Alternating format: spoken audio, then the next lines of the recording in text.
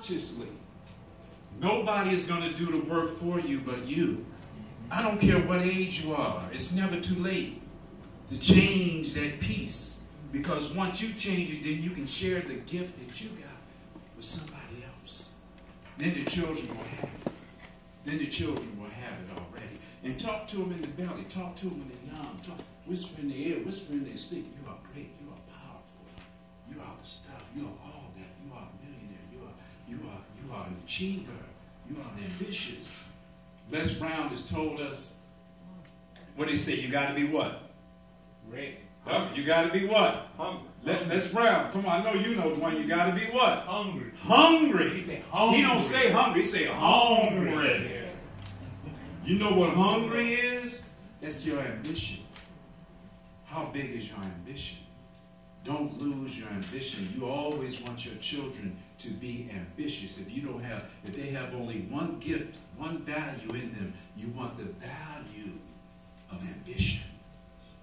Ambition. And you don't want to lose an ambition.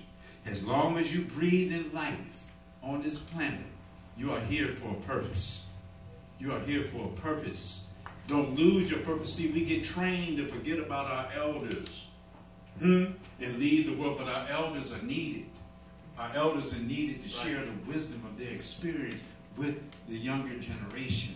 Because if they don't receive the wisdom, they're just going to be out there crazy, trying to making things up. But if they don't respect us, they don't respect us, they're going to do it their own way. So how do we get the respect back? How do we get the respect back? We have to liberate our spirits. Fighting for freedom, that's great. As Dick Gregory says, but we have to fight for our liberation. Even white folks say, give me liberty or give me death. Give me liberty. It's the liberty of my spirit. The liberty of the speak what I know. What do I know? The thoughts and the words that's in my intuition.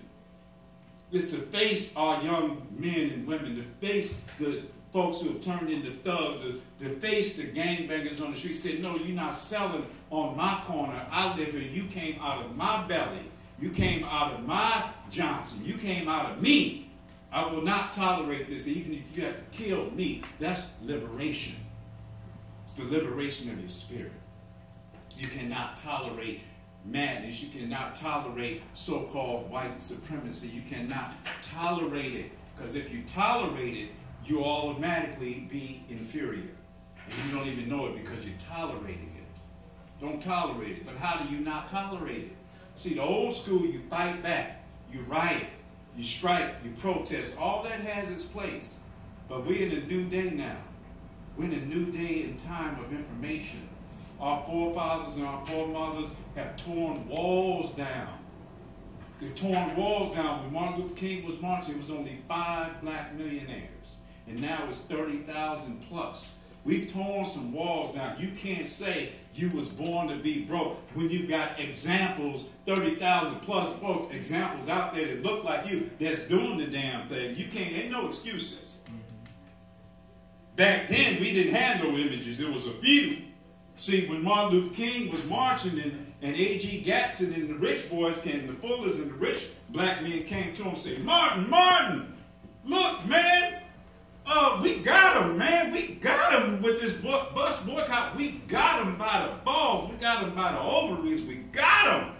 We got him. Let's buy the bus line. Martin was, no. No, we can't buy the bus line. We got to march for justice. We got to march for peace. We got to march for freedom. We got to march for brokenness. He wasn't ready. He wasn't ready. He found out toward the end though. And he saw. He said, well, it was like a burning house.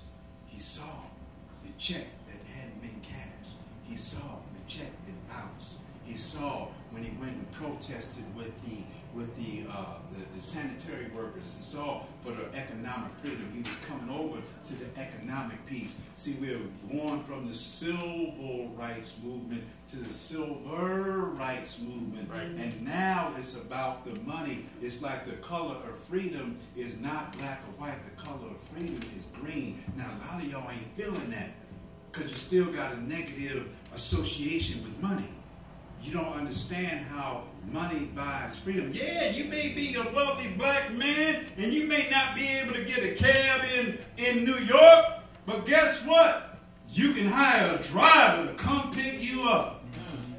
Uber. Hello, come talk to me. It's a different day.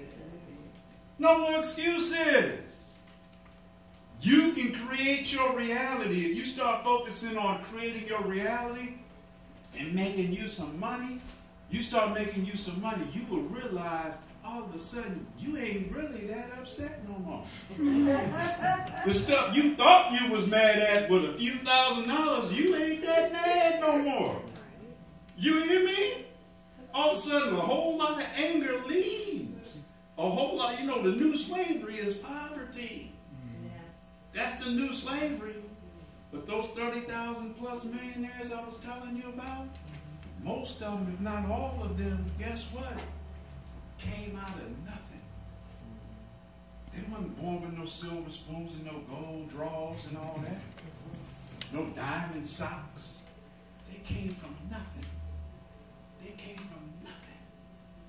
They created miracles in their lives through their own minds. And what did they do? They raised their consciousness above what they saw. They saw with an inner eye. This is the vision that I see that's beyond what I see in the physical. There's something on the inside that I must have. And they locked into that vision. And again, the law of attraction, that vision and the law of creation, you have to attract and you have to create. See, when we created this presentation tonight, we created it. I had to go in on the phone and create it. I knew what I wanted. I was passionate about it. Then you showed up. It attracted you because you heard something and said, oh, I got to be there. Huh? That's how it works. You have to do. You got to get up off you got to put it in your mind and get off your behind. You got to be and you got to do. Very important that we understand how this metaphysical piece works. Because now the new spirituality is mental science. You want a new relationship? You want a better relationship? You want better health? You want better wealth? You want a better life? You have to see it in your mind's eye first, and you have to feel what you want, and it will come to you. The law of attraction. That's why I do not stop hanging around and associating with negative folks. Negative folks are like ugly folks. You know, I'm telling you, scientifically proven that 1 out of 3 folks are ugly. 1 out of 3. Scientific. So if you look to the left of you and that person look good, you look to the right of you and that person look even better, guess who's ugly? It must be you. You got work to do.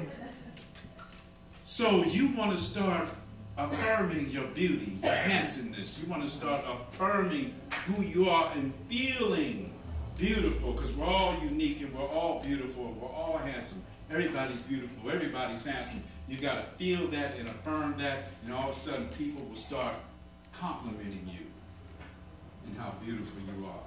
Because you ever notice how somebody who's beautiful on the outside, they just a woman could be so fine or a man could be so handsome, and they're so beautiful and handsome, a man and a woman, and all of a sudden they got this ugliness on the inside, and it's just in a few hours you being around them, they start not looking so good to you anymore. That's the power of that vibration. And you know how, it's like a cute person, an all right looking person who's beautiful on the inside, all of a sudden they become fine to you and handsome to you, and because it's like the beauty is in the eye of the beholder, because you beholding the beauty that's within them, and it starts shining on the outside of them. That's the power of your inner spirit. So I want you all to really, really change your mind this evening, I want you to turn the switch. Turn the switch off of poverty and turn the switch on prosperity. And remember, it's not what's in your pocket, it's what's in your mind. Because if you start affirming prosperity and affirming wealth, and remember, prosperity is not just money. Prosperity is abundance. Abundance in all things. Abundance in health. Abundance in wealth. Abundance in positive relationships. Abundance in a joyful life. And abundance in happiness. That's prosperity. That's true wealth. Money is just a part of the flow. And what my brother was talking about was those vehicles. When you hook that consciousness into a vehicle, guess what? You speed up the process of creating wealth for yourself, because these are proven systems: real estate, stock market, forex market, franchises. These are proven systems that work. And they have their ebbs and flows. Right now, McDonald's is having trouble. That clown over there crying. Oh, Lord have mercy. They wondering what they going to do. They trying to create all kind of things. I said, you better get you a good veggie burger with some marijuana seed buns. You want to hook these folks? Yes, sir. They own Chipotle. Chipotle. And they're doing well. And they're doing well. So they're being creative. That clown is serious. Huh? He's going down. Yeah, McDonald's going down, but Chipotle going up. And they own Chipotle, so they're ready. They're ready for it to fall. See, they got a plan B. Huh? So we got to have plan Bs. It's called multiple streams of income. Y'all ever heard of that? MSI? Multiple streams of income? Multiple streams of income is when you have a variety of streams of money coming to you passively. I'm not talking about you can, in the beginning, you can work 1, 2, or 3 jobs, but you want to work yourself out of a job. Because job is just over broke. J-O-B, modern day slavery. And black folks kind of know that. We kind of know that. What did we say? I got to go to the plantation. We kind of know that. We kind of know that. Yeah, right. We kind of know that. But we know a boss ain't nothing but an S-O-B spelled backwards. Double S-O-B spelled backwards. We kind of know that. But what you want to do is you want to be your own boss. But you've been reduced to be a worker. And to enjoy working, just like slavery. Some folks didn't want to leave the plantation because of the what? The benefits. I can't leave, I got benefits. They too good to master boss, too good to me. They would free them. They would free them. They'd come back, please, master, please, can I please be your slave master? Because that's all they know. But when you know better, you do better, right? So when you become a maroon, which they don't tell you about, see, they're scared to tell you about them maroon. See, we about to change our name from Mooney to Maroon. The maroons said, I'm liberated. I'm leaving, I'm escaping the plantation. Right now, I'm gone. Bye-bye, see you. You cut off my foot, chop off my leg, whatever you got to do. You can hang me, I will not be your slave. I will sit here and die right now. Because I'm not living as no slave. I'd rather die a free man or free woman. You have people like that. You don't hear about them. They're your ancestors talking. You're free, you're free. Because you know when you're talking to their ancestors, you better be real careful which ones you calling on.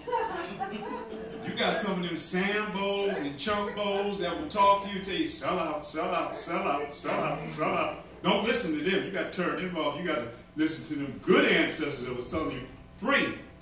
And you are your ancestor right now living in the flesh. You are it. We are the ones that we've been praying for. You just forgot. You waiting on somebody else. You waiting on Oprah to save you. Waiting on Bill Cosby. Well, Bill Cosby can't even save himself right now.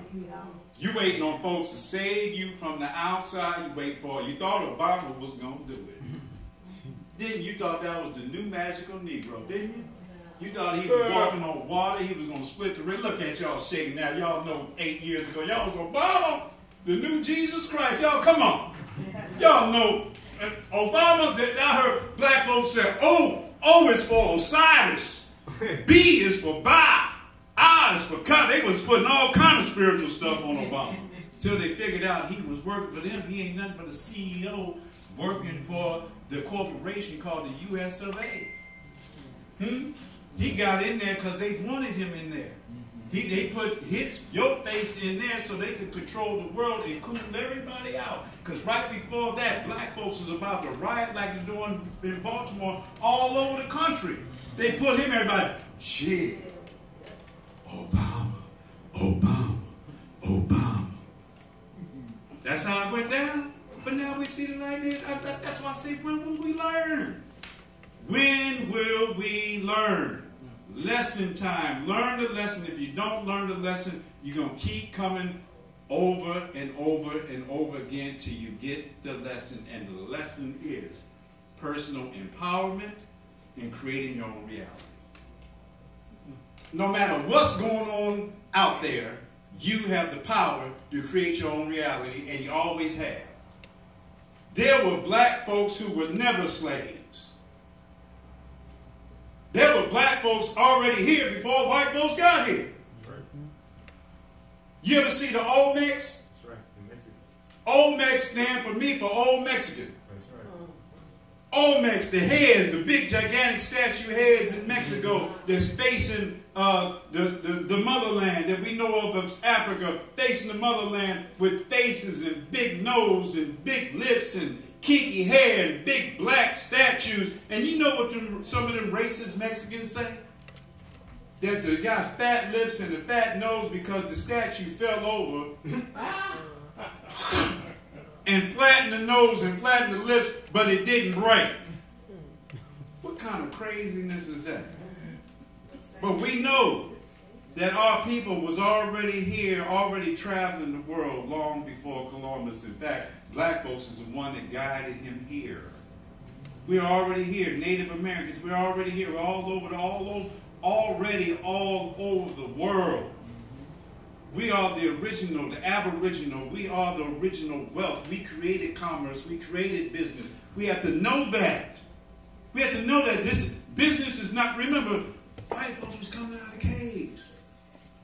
They studied Kemet, Egypt. They studied us. They studied all the negative and positive. Everything was learned from us. Everything wasn't hunky-dory with us before white folks showed up. We was throwing spears at each other before they showed up.